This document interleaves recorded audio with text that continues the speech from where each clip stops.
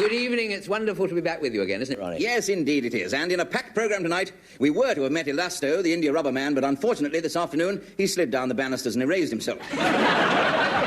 Later in the show, we will be having a live link-up with Britain's rudest doctor, direct from his Harley Street insulting rooms. But first the news. Hamilton Breakspear, the heavyweight boxer who's been knocked out in every fight in his career, was admitted to hospital today, suffering from a cauliflower bottom. And news tonight that the Army Junior Leaders expedition to Borneo has suffered a sad depletion of numbers. Cannibals have already had 3 hard-boiled sergeants, 2 half-baked corporals and a raw recruit. The anonymous pools winner who fainted at the news of his giant win and fell into a vat of plaster of Paris is today said to be set for life. Colonel Bill Lomax, the world's greatest elephant tracker, was buried today. In future, he's decided not to follow so close behind the elephant.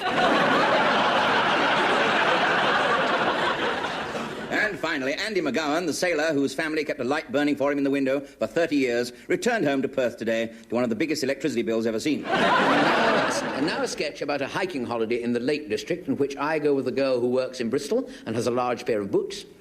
And I go with a girl who works in boots and has a large map of the area.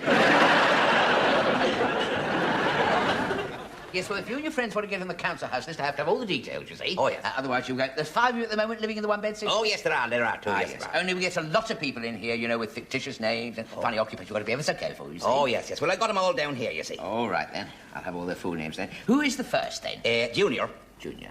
He's the youngest, is he? No, that's his name, Junior. Oh, yes. Well, what's his first name? Sammy. Sammy Junior? Yes. Is that his full name? No, he's got a middle name, Davis.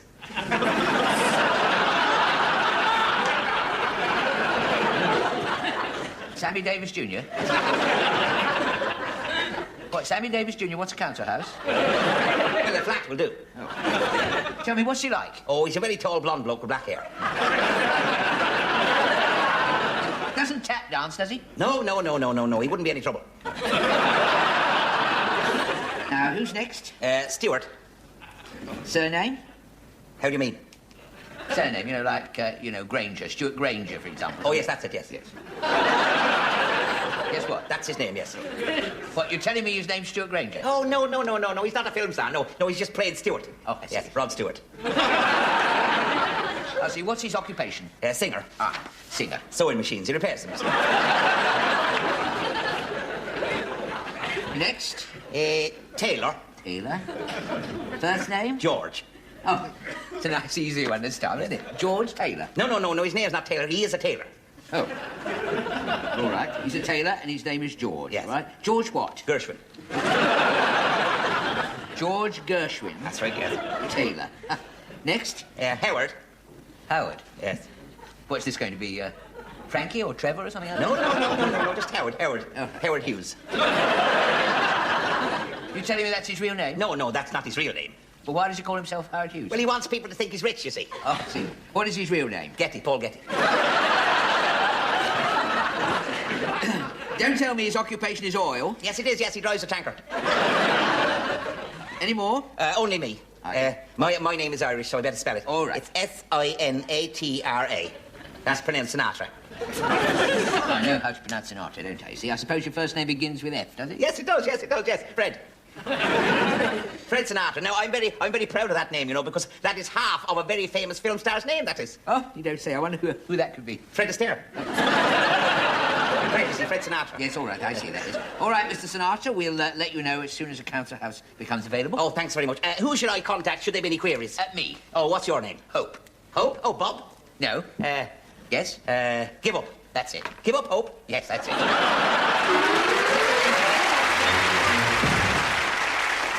Good evening. My name is Sir Hector Walnut Place, but you can call me Sir Hector Walnut, as I often lose my place. In fact, you can call me Sir Hector, as I've just had a cystectomy. And I've lost my remaining walnut. Now, I represent the Council of Knowledge, Enterprise and Universal Planning, or COCUP. Now, what is Coke-Up for? Well, we exist to plan things. Our job is to approach everyday objects and institutions that are working perfectly well and completely redesign them. This keeps millions of otherwise useless people in a job, and you, the public, benefit. Here, for example, over here, is our new experimental traffic system for London.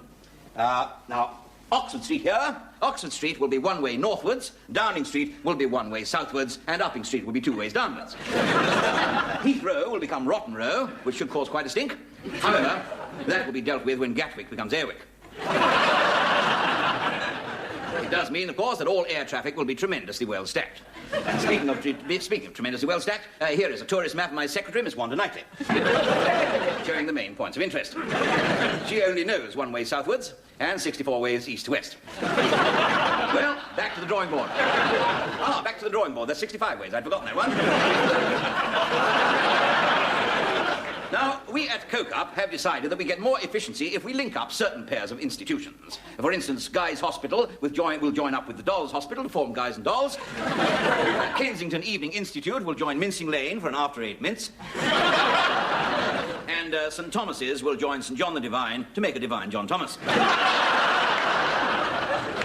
Now, we haven't reorganized the counties for at least a year, so we're going to have another crack at them. Now then, for instance, this...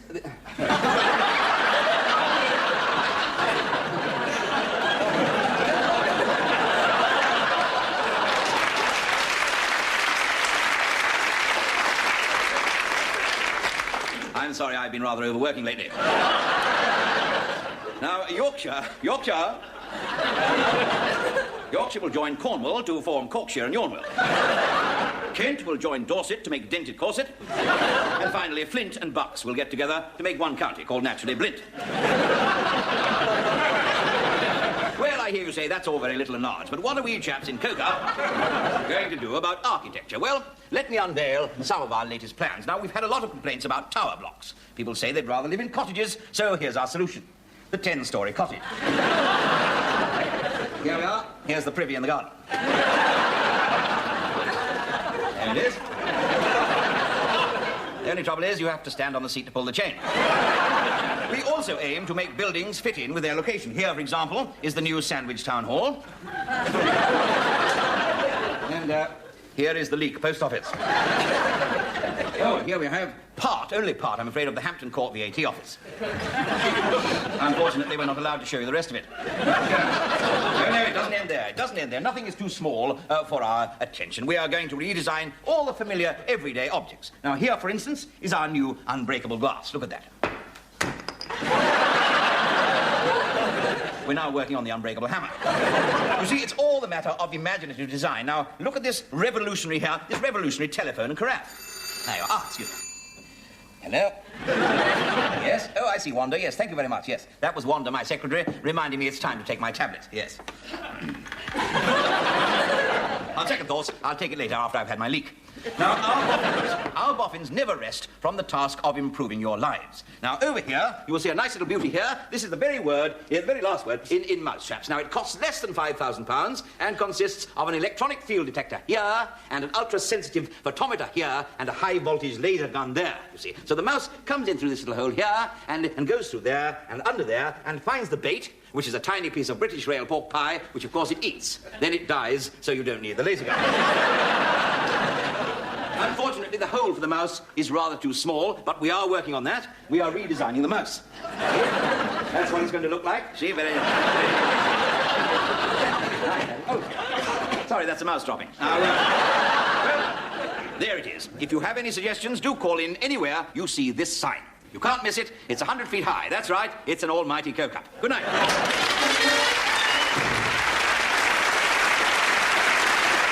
Ladies and gentlemen, the Manhattan Transfer.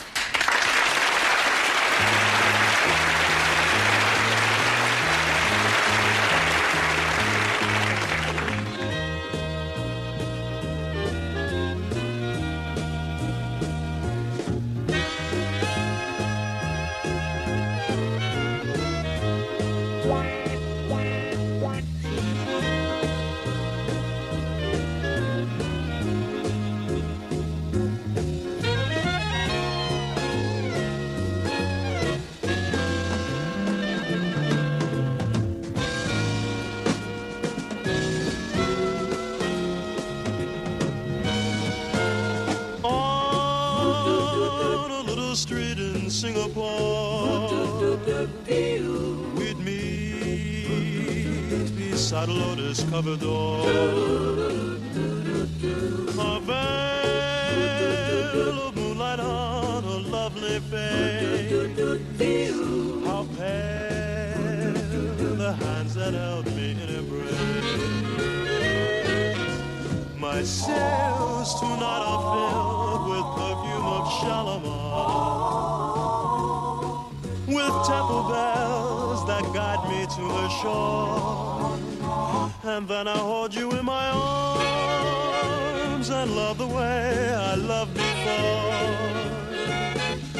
On the little street in Singapore.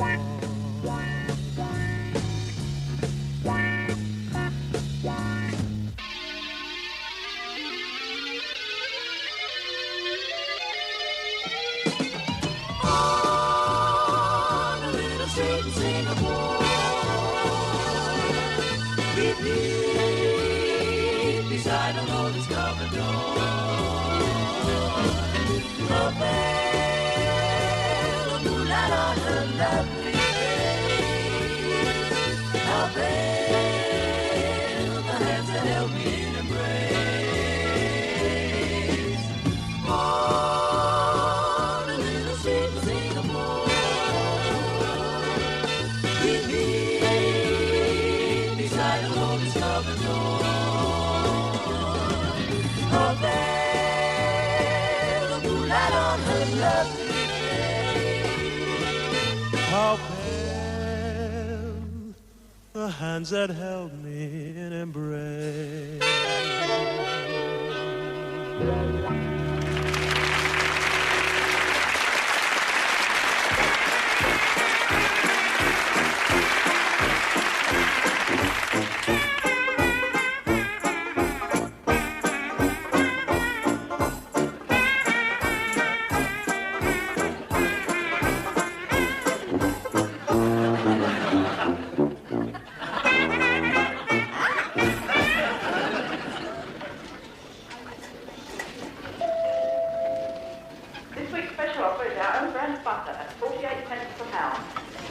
Yes, you see, so I was just going over this grating near the ghost train when suddenly my dress blew up. What, exploded? Not exploded, no. The draft blew my skirt right over my head. Oh, that must have been very frightening. Well, I think it was. Nearly scared the pants off me. Well, I thought I might be recognised. Who would recognise you, dear, with your dress over your head? Except perhaps Coleman. I wonder where it come from. Oh, I got in the sale. No, not the dress, dear, the draft. Oh, the draft. Well, they always have that sort of thing at fun fairs, don't they? It's supposed to add to the jollity, isn't it? You ought to take George along. Might get him going. Wish this queue would get going, dear. Yeah. It's awfully slow. It's more very tedious. I'm very worried, you know, dear, about George's liver. Oh, dear. What? Has he been at the doctor's with it? No, it's in the oven. Left George at home, dear, in bed. Same old trouble. Laziness. No, his stomach, dear. Somebody's told him you can die of indigestion. Oh, dear. I bet that put the wind up him. I'm keeping well out of the way, dear, till it blows over. Go on, we're going. Yes. Oh, yes. I wonder if we're in the right queue. You know what we ought to have done, dear? Yes, brought sandwiches. No, we ought to have got George and Sid to do the shopping for us, dear. Yes, why can't they be like other men? Look, why can't they be that nice man like that, look, with a beard? Look at him. He was clean-shaven when he came in. Yeah, do you know what Sid said to me one day when I asked him to do a little bit of shopping? Do you know what he said to me? Aerosols. Well, you're very close, very. No, dear, I've got to get an aerosol for George painting or something. You know. Oh, have you? Oh, Is yes. he gone a bit off-centre, dear? No, not off-centre. He's just messing about the legs of the sideboard, you know, touching them up and things. Oh, yeah. Sounds a bit off-centre to me. Oh, dear. Oh, dear, I hope it's not going to be long here, dear. Why? I want to go somewhere. Oh, do you? For your holidays? Where are you thinking of this year? No, not me holidays, dear. No, I want to be... The lady... Is there a place here? Oh, well, there's the commissar. Let's ask him. Excuse me. Ooh, that's good. Ooh. Is there a place in here, dear? Of course there is, madam. On the fish counter. Give me a bit of carboiler there. No, we don't mean that. I mean, we want to be... Is there a ladies, you know? Ah, well, there's quite a queue, love. How big is it? Normal size, seats one. I hope you're giving tuppence off. You've off there, I'm going to spend a penny. This queue, dear, where is it? You're in it. Oh, dear. I don't even want to go. See you something. Yeah, all right then.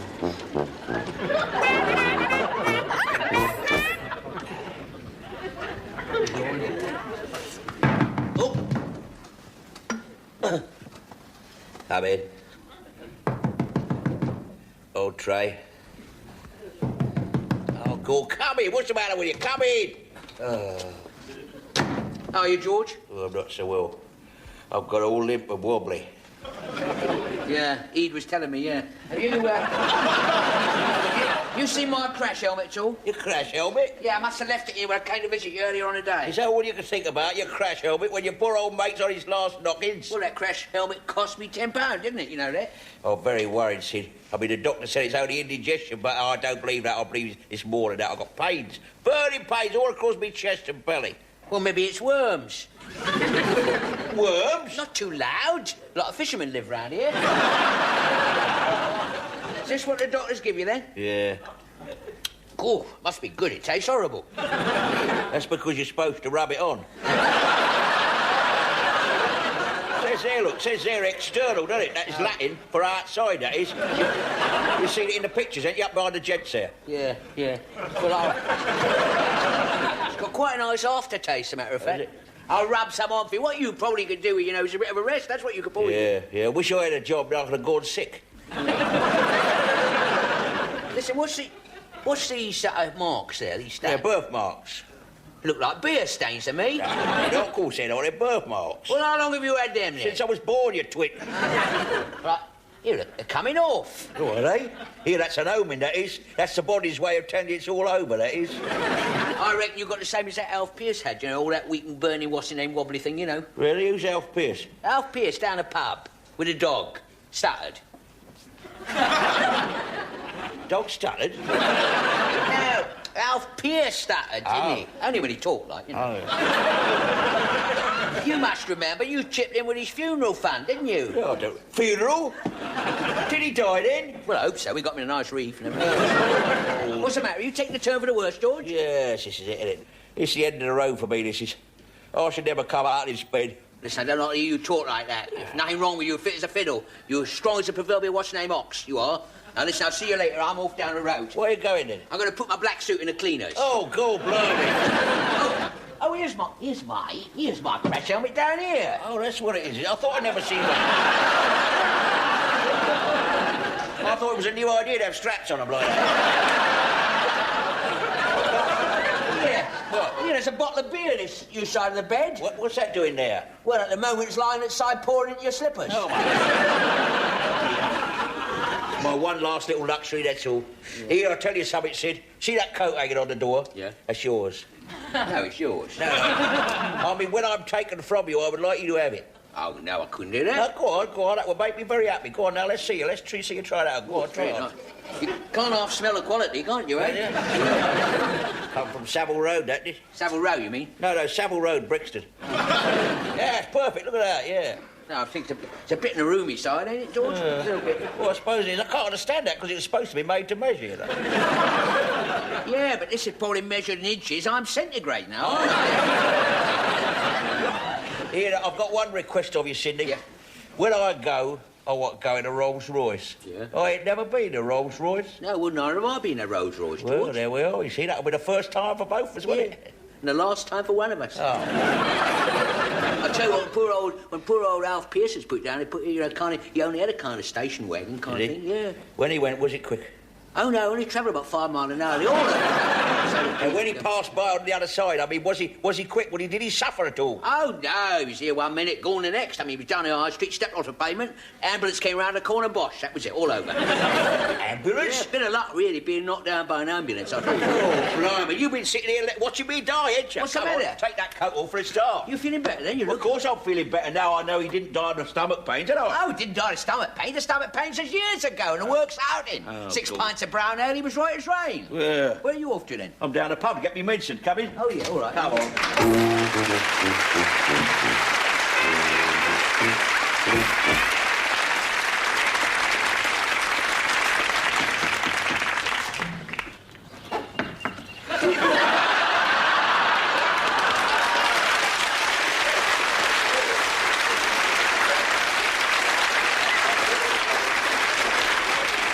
Good morning, Mr. Rupert Baird. Yes, that's correct. That's me.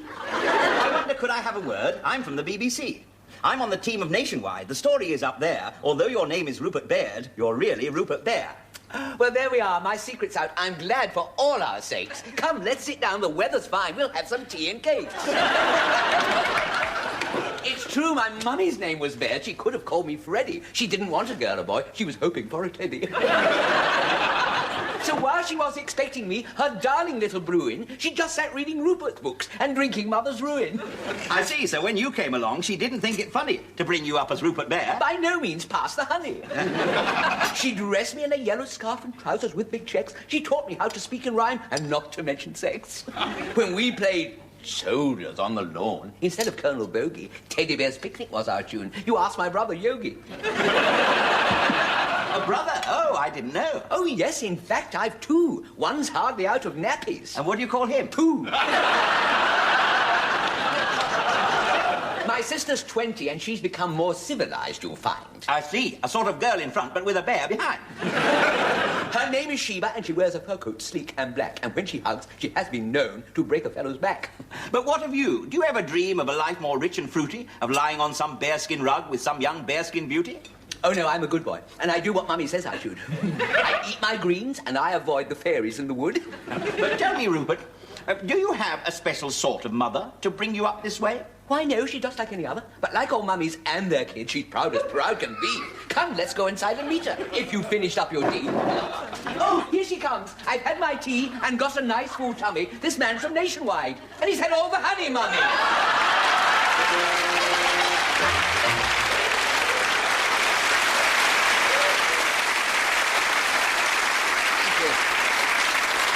Thank you very much. Now, the joke I'm about to tell you tonight, I can say with complete confidence, is rather priceless. Now, I can say that, because we had it valued by Arthur Negus just before we came on. He put it at early 16th century and possibly one of a pair. The other one is Bernard Manning's act. No, that's not true. No, it's not true. I'll be honest, this joke was actually told to me just after lunch today by our producer as he was being carried down from the bar. Now, incidentally, I'm making a little rule for myself. I'm not going to make any unkind remarks about our producer's drinking anymore, because I don't think you should mock a man's religion. And he's rather a sad history in his family. He's had rather, family troubles through drinking. I mean, his father, poor soul, used to suffer from an awful lot of hangovers, and he was put on a course of Alka-Seltzer tablets for 6 years. He had 12 tablets every day for 6 years. One day he jumped into the bath and dissolved. Now, having been told this joke at somewhat short notice, I haven't actually had time to try it out yet on the camera crew. It's a BBC rule that before you're allowed to do a story on television, you have to tell it to the cameraman first of all, you see. And if one of them laughs, you have to go away and clean it up. It's like being back at school, really, all the rules and regulations, Anyway, this story tonight is a little football story, actually, so it's rather nice because it'll appeal to soccer enthusiasts and Fulham supporters alike. It concerns... It's a little bit too near Shepherd's Bush for that joke, I thought. Anyway, sorry, excuse me if I seem a little bit... I'm moving uneasy on this chair tonight, but I'm a bit frightened that it might give way under the weight because, I've had this, you may have noticed, I've had this for 50 shows now, and the legs are starting to crack around the back here. And I decided it was time, for a new chair, so I went up to see the BBC's head of comedy. Well, they call him the head of comedy, actually. It's a man who sits behind a desk all day long with a false nose on. Once a month, he calls all the top producers into his office, They watch his bow tie spin round. Little morale booster, I suppose. So anyway, I went to see him the other day, and he said to me, Archie? He said, I forgot to tell you, he still thinks, I'm Archie Andrews. And he... it's a little white lie I had to tell him after last year's Christmas party, when he caught me sitting on his secretary's knee with a hand up the back of my shirt. Anyway, Archie, he said, if you want a new chair, you have to put in a claim to the Director General. So I did what he said. I wrote to the Director General about the chair being cracked, and the following day he sent me a tube of glue together with a memo which reads, it says, from the DJ. That's what they call the Director General. He likes to call himself that, the DJ. Dear Mr. Corbett, he said, re your complaint about the cracked chair. Please contact our props department, and they will tell you where to stick it. Now, I thought that pretty generous under the circumstances. And as I say, this story, I shan't linger on that very long. I say, careful where I put the glue. As I say, this story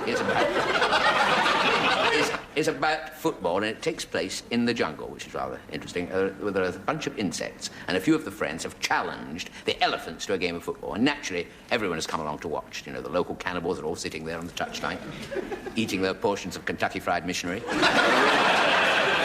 And And the gorillas are all lumbering around with the scarves tied to their wrists, and out come the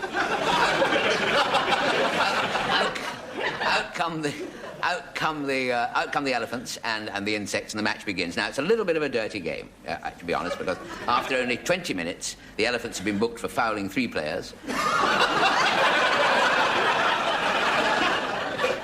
2 spectators and 75% of the pitch. And the insects just can't find the form. Well, they've all been out the night before, sampling the local talent, chatting up loose cockroaches and having a naughty time at the beehive of ill repute, where they got stung for 10 quid a time. Anyway, so they can't, well, I'm sorry, they can't get it together at all. And by half-time, the elephants are leading 146-0. Then at the start of the second half, the insects make a substitution. They take off rather a slow snail at left wing and put on a centipede. Well, the match begins again, and after a few minutes, the insects are awarded a free kick. The elephants are all standing there, bunched together, you know, in a wall, with the trunks between their legs. And the centipede takes the kick, slices the ball right through into the back of the net. Well, from then on, the tide completely turns. Centipede just keeps scoring and scoring and scoring. All the other insects go wild, they're cheering, clapping their mandibles together and wiping their tears. And eventually, the final whistle will go, and the insects have won by 630 goals to 141. Afterwards, in the changing room, the elephant's captain comes over to the blue bottle, who's the captain of the insects, and he says, "What I can't understand," he says, "why you didn't play the centipede on the left wing in the first half." The blue bottle said, "Well, you see, as a matter of fact, it takes him the whole of the first half to get his boots on."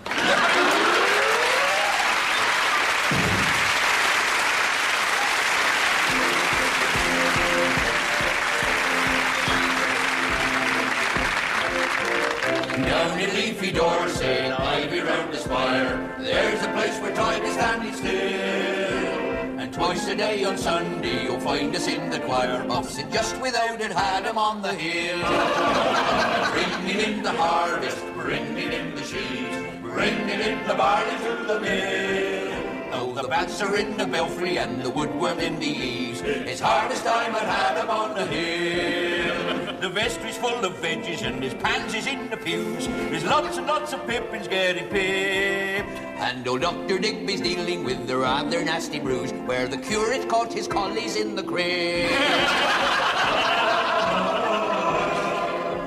There's lots of lovely tourists who come from far and wide. Our quaint old English hamlets fit the bill. We've led them under Witchwood and rooked them on the side. We've done them down and had them on the hill. We've done them down and had them on the hill.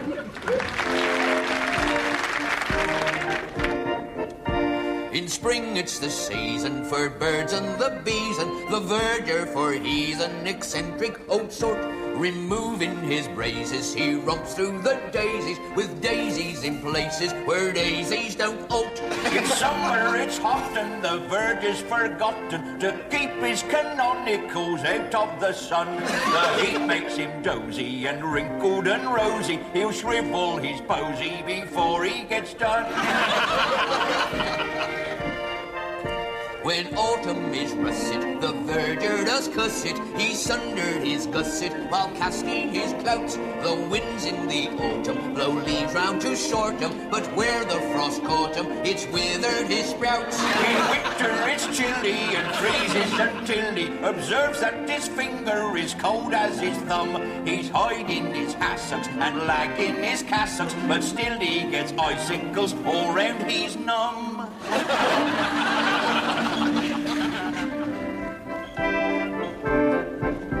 At our harvest supper, there's beer for the choir, there's tea for the vicar and rum for the squire. The squire, he fell over while carrying a pie. When I cried, "That's our suppers," he said, "So am I." Our bell ringer's daughter, not feeling it soft, though many a clangor she's dropped in the loft. One night in the belfry she got rather hot and astounded the vicar by peeling the lock. He's very short-sighted, is old Parson Brown. At christenings he holds all the babes upside down. As he gave one a kiss he declared it's got rather a grin on its face and it's just like its father. Harvest home, and say just without, it's harvest home.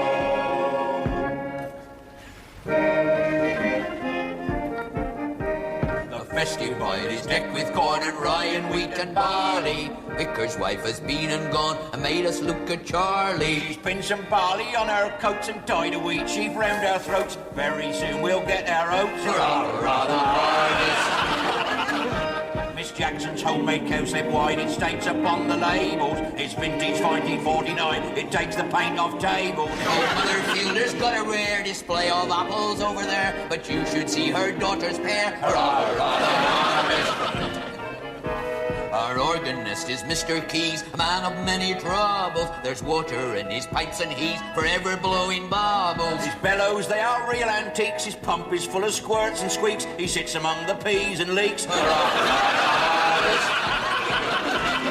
vicar's looking rather pale. He's troubled with his bunions. There's green fly in his curly kale and earwigs on his onions. Amongst the brambles and the capes, so Farmer Hayward coughs and gapes. He sat down fast and squashed his grapes. He sat down fast and squashed his grapes. Hurrah, hurrah, the harvest.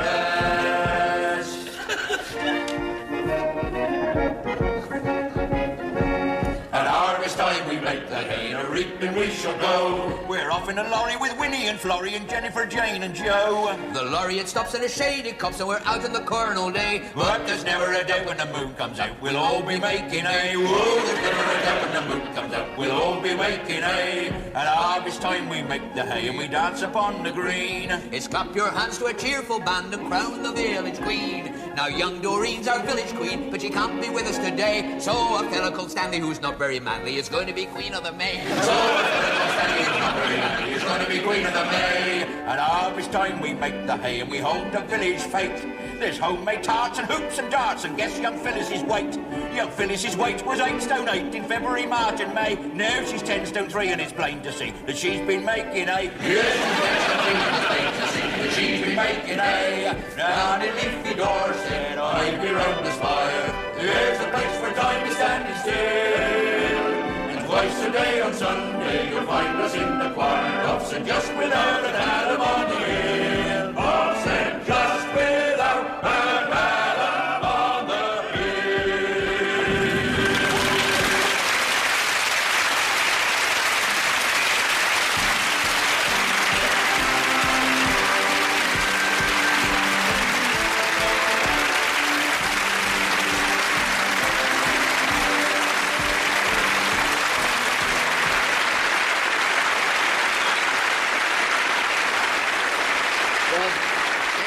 That's really all we have time for tonight, but here's a few items of late news. Yes, a clergyman in Cardiff today announced his intention of driving prostitution underground, which is very bad news for the man in the street, but very good news for the miners. And we've just had news that the director of the Meteorological Office has resigned. His rheumatism had started to disagree with his seaweed. The entire staff of Pickford's packed the Albert Hall last night. Later, they all got drunk and gift-wrapped Nelson's column. Finally, there's a shock conclusion in today's report published by the Irish government's think tank. They've decided they're wasting their time. In next week's programme, we'll be meeting the lucky man who bought his drama-loving girlfriend selections from Shakespeare and got the complete works in return. And I'll be having a word with the gay gangster about his fairy godfather. Finally, a police message. Scotland Yard wished to trace a go-go girl named Fifi who had a heyday last May Day. She put a voodoo on a Zulu and she danced the can-can on a tom-tom, wearing only a tutu with a pom-pom on her lulu.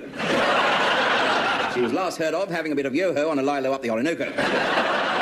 Until next week, it's good night from me. Good night from me.